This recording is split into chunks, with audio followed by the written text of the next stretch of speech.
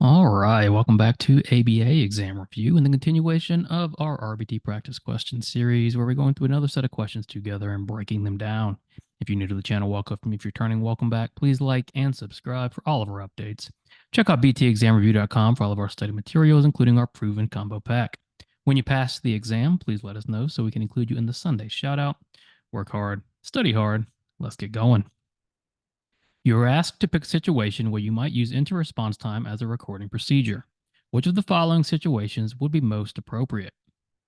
All right, so we've got to put our analytic hat on here, and we're going to choose a time where we would use inter-response time as our measurement procedure. When we're picking measurement procedures, we need to pick based on our goals and what are we trying to record? What are we trying to measure? And so if we're using inter-response time, what are we measuring? Well, we're measuring the time in between responses. Remember, inter-response time and latency measure time in between. Latency goes from the SD to the first response. Inter-response time goes from the first response to the second response. And so if we're going to pick a situation where we're going to use inter-response time, it's going to be a situation where we're measuring in between two responses. So let's look at A. You want to figure out how many times per day your boss emails you. What does A sound like? Well, to me, it sounds like rate because we want to know how often our boss emails us. What we might do is count the number of emails and then divide it by a day, which is our time component, and we'll get a emails per day. So A is much closer to rate. B, you want to figure out how long it takes you to get up from the couch when you hear someone call your name. Like we just talked about, the difference between inter-response time and latency, which is B, is latency is from the SD to the start of the response. So the SD here is someone calling your name, and the response is you getting up from the couch. B is much closer to latency. C, you want to figure out how long it takes for your son to fold a shirt after finishing folding a different shirt. Okay, C is pretty clearly our answer. Our behavior is folding a shirt, and we're measuring time in between folding those shirts. And then D, you want to figure out how many eclipses there are in a year. Well, if you want to know a number, if you're counting, that's going to be frequency. And so the situation that's most appropriate to use into response time is going to be the situation where you have time in between two responses. In this case, for C, it's going to be time in between folding shirts. An orange cat leads to Claire saying Mike. Claire's stuffed cat is now called Mike by Claire. Claire saw a tiger on TV and said Mike. Two cats and the tiger could be considered blank. All right, so kind of a tricky question, but not too tricky, right? Let's think about what the question is asking. It's asking about the two cats and the tiger. What could those two things be considered? Well, what do we know about the two cats and the tiger? We know the orange cat is Mike. We know the stuffed cat is Mike, or Claire's calling them Mike. And now she saw a tiger and said Mike. So all three of these stimuli, the orange cat, the stuffed cat, and the tiger, are evoking the same response. They're all evoking Mike from Claire. So when we have a bunch of stimuli evoking the same response, what do we call that? A, the same response. We're not looking at the response here, and that's the tricky part of this question. Be careful about response and stimulus. The response is Claire saying Mike. We're worried about the stimuli, two cats and the tiger. And so if we have these stimuli that are evoking the same response, it's not going to be a response, it's not going to be a response class, it's either going to be a stimulus or a stimulus class. Well, they're not the same stimulus because the orange cat is different than the stuffed cat and is different than the tiger, but they are all stimuli that are evoking the same response, and so they all belong to the same stimulus class. Again, the idea of response classes and stimulus classes might seem intimidating, but just think about it. You've got a bunch of different stimuli. You've got these orange cats, the stuffed cat, the tiger.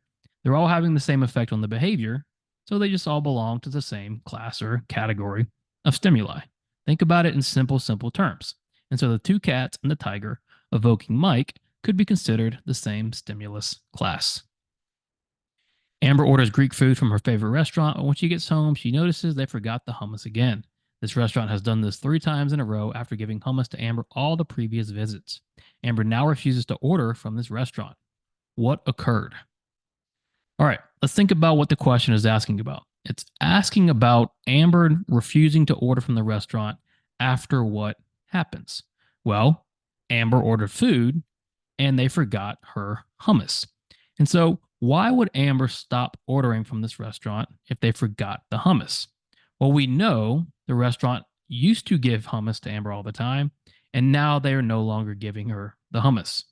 And so that's where you have to stop and think, okay? Because we know the behavior reduced. So we know it's not reinforcement. How do we know the behavior reduced? Well, Amber is no longer ordering from this restaurant. So her behavior decreased. So we're looking at punishment or extinction.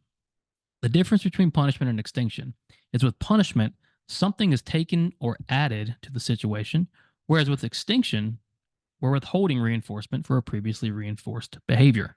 And so ask yourself, is reinforcement being withheld here? It is. Previously, Amber would get her hummus from the visits. Now, when she gets home, there's no hummus. That reinforcement of getting the hummus is now withheld. The restaurant isn't adding or taking anything away. They're not even giving the hummus, right? It's not like they give her the hummus and they remove it. They're just not giving it at all. So they're providing no reinforcement for Amber for when she gets home and sees there's no hummus. So Amber's behavior is now on extinction. The hardest part between punishment and extinction, which remember are two entirely separate things, is identifying, is something being added or taken away in terms of punishment, or is reinforcement being withheld for a previously reinforced behavior? That's the question you have to ask yourself to discriminate between punishment and extinction. Your friend, who is also a behavior technician on the same case that you work on, calls you after work and tells you that the client had a very difficult day due to some new behaviors that were severe. What should you do before your next session with this client?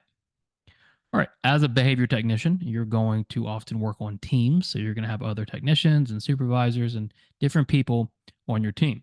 And it's very important that we collaborate and work together with the other members of our team because that's going to lead to the best outcomes for the client. And that's our ultimate goal.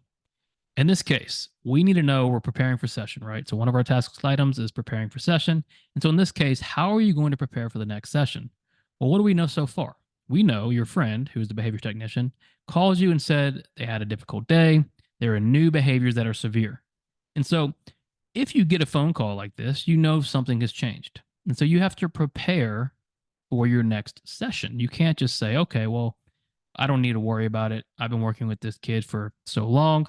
When things change, and things are always changing because we're all human, we work with humans, you've got to be prepared.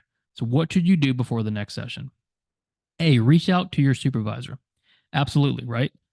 Call your supervisor, text your supervisor, get with your supervisor, ask them, what do you want me to do? Should I change something? Are we doing the same thing? Always, always, always communicate promptly and effectively with the supervisor. B, read the session notes from this session. Absolutely. We're always reading session notes, and that's why we take them.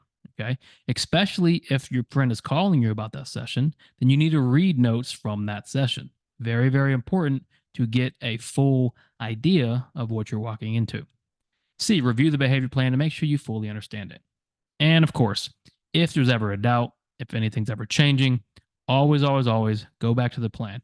Remember, we always do all of these things before session. So when we get to our client session, we are ready to go. You don't want to get to the house and then start scrambling, calling people or reading notes. Do this all before. Your friend called you, so before your next session, take some time, figure out what might the day look like. So what should you do before the next session to prepare? Call your supervisor, read session notes, and then review the behavior plan. You normally work out at the gym around 7 a.m., but recently it has gotten crowded around that time. You're now going to the gym at 6 a.m. so you can work out in an empty gym. What is the likely function of your behavior? So with function questions, we have to think, what is the consequence of our actions, right? What might be maintaining our behavior? And what do we know so far? Well, we know you normally work out at 7 a.m., but the gym is crowded. So what are you doing? You're now going at 6 a.m. so you can work out in an empty gym. And so by going at 6 a.m. and getting that empty gym, what have you accomplished? Well, you've avoided the crowd. And so this looks like a pretty clear case of avoidance. It's not going to be B, tangible necessarily, because you can still go to the gym and get your workout in. It's just much more crowded. By going at 6 a.m., you're not obtaining any different sort of item or tangible. What you're doing is avoiding the crowd. You're not getting attention by going workout in the empty gym. And then this isn't automatic or sensory because it's socially mediated. The reason you're going at 6 a.m. isn't because of an automatic or sensory reason. It's because there's crowds. And so you want to avoid the crowds. That makes your behavior socially mediated. The function is going to be socially mediated. And so if it's socially mediated, it can't be automatic or sensory. So the likely function of this behavior here is going to be escape avoidance. Don't overthink function questions on the RBT exam. I think they should be pretty straightforward for you. Functions should be one of the first things you learn and master. So in that case, you just want to know, well, what is the outcome of my behavior? What effect does my behavior have on me and the environment? And in this case, your behavior, you're going to avoid the crowds. All right. Thank you for watching. Check out btexamreview.com for all of our study materials. The link is in the comments below. Please subscribe for all of our updates. Let us know when you pass. Work hard. Study hard. See you soon.